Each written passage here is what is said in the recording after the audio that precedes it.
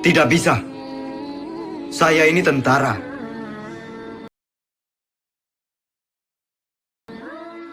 Kali ini akan disampaikan sebuah tulisan tentang 7 kisah mistis dan kesaktian Jenderal Sudirman yang jarang diketahui, yang bersumber dari buku Jenderal Sudirman, Teladan dari Pemimpin yang Bersahaja, karya Anom Wani Wicaksana.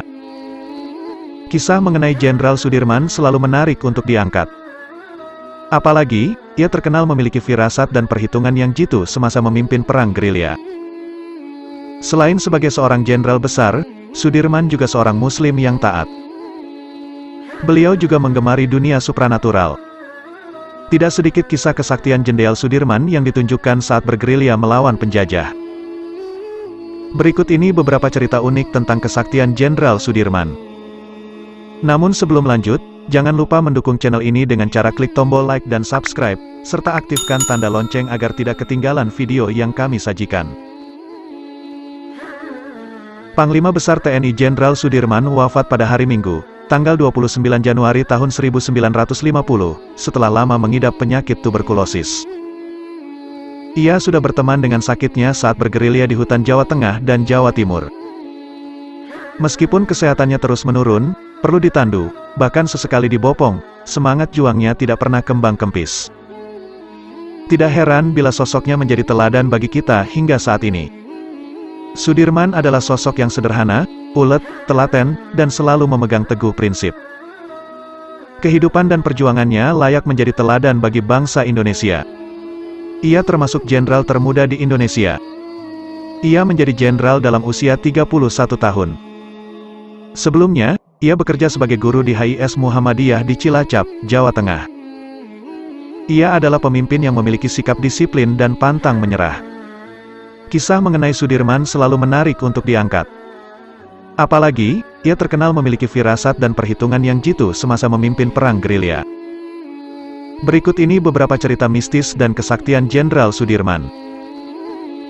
1. Firasat yang jitu. Sudirman dikenal memiliki kesaktian.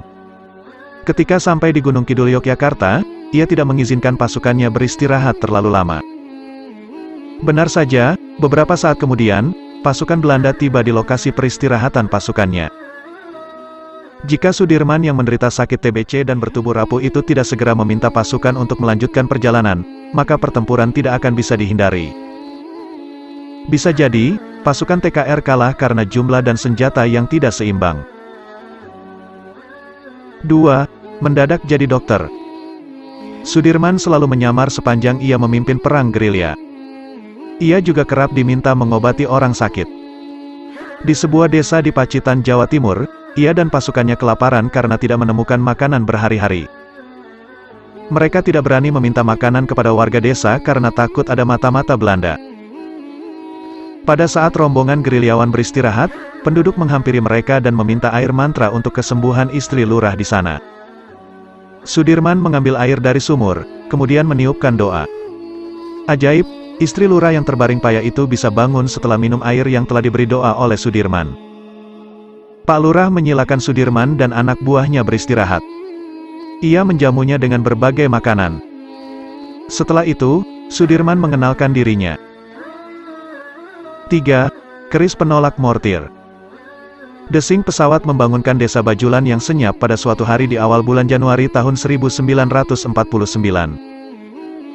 Penduduk kampung di Nganjuk, Jawa Timur, yang tengah berada di sawah, halaman, dan jalanan panik dan langsung berlari masuk ke rumah atau bersembunyi di balik pepohonan. Warga Nganjuk mengetahui bahwa itu adalah pesawat Belanda yang sedang mencari para gerilyawan dan bisa secara tiba-tiba memuntahkan bom atau peluru. Salah satu warga yang ketakutan itu adalah Jirah, perempuan 16 tahun itu gemetar di dapur seraya membayangkan gubuknya dihujani peluru. Di rumahnya, ada 9 laki-laki asing tamu ayah angkatnya, Pak Kedah, yang ia layani untuk keperluan makan dan minum. Meskipun tidak paham identitas orang-orang itu, Jirah menduga bahwa mereka yang sedang dicari oleh tentara Belanda.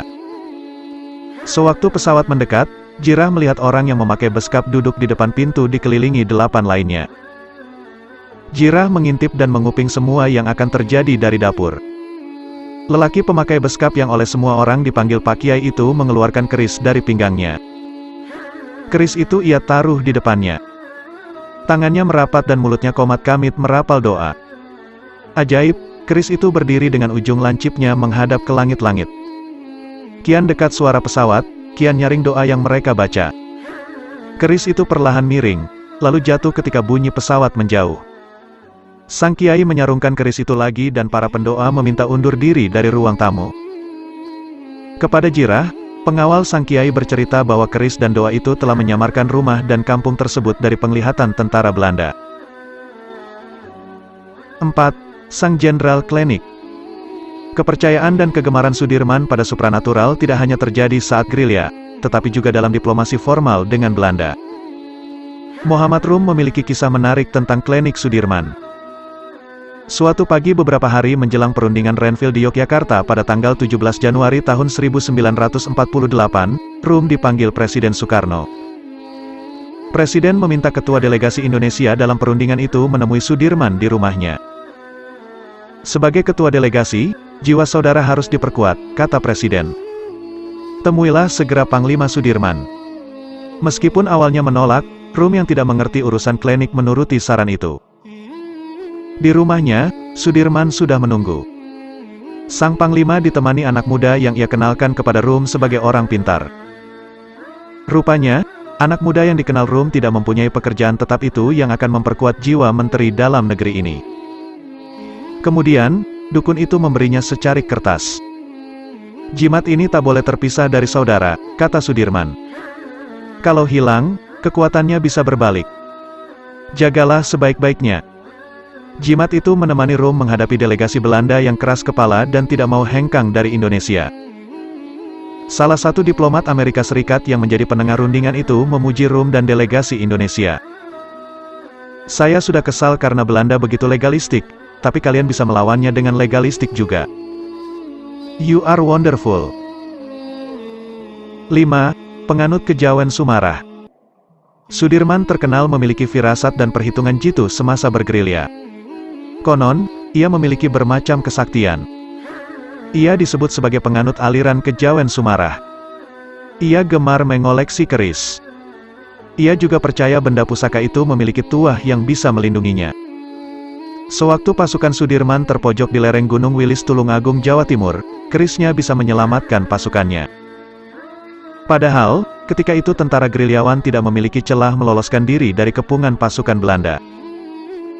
Tiba-tiba, Sudirman menyabut cundrik, keris kecil pemberian Kiai di Pacitan, dan mengarahkannya ke langit. Tidak berapa lama, awan hitam bergulung-gulung, petir dan angin menghantam-hantam. Hujan lebat pun turun dan membuyarkan kekompakan pengepungan Belanda. Lagi-lagi, pasukan Sudirman selamat. 6. Salah tangkap. Pada masa perjuangan, muncul suasana saling mencurigai antar petinggi pemerintahan dan militer. Bahkan, rombongan gerilya Panglima Besar Jenderal Sudirman pernah ditawan oleh Batalion 102 pada tanggal 23 Desember tahun 1948 di Bendo, kurang lebih 24 km dari Tulungagung. Kapten Suparjo, ajudan merangkap sekretaris pribadi Sudirman, dibawa ke markas batalion. Sedangkan, Sudirman tetap di dalam mobil dengan pasukan pengawal yang telah dilucuti.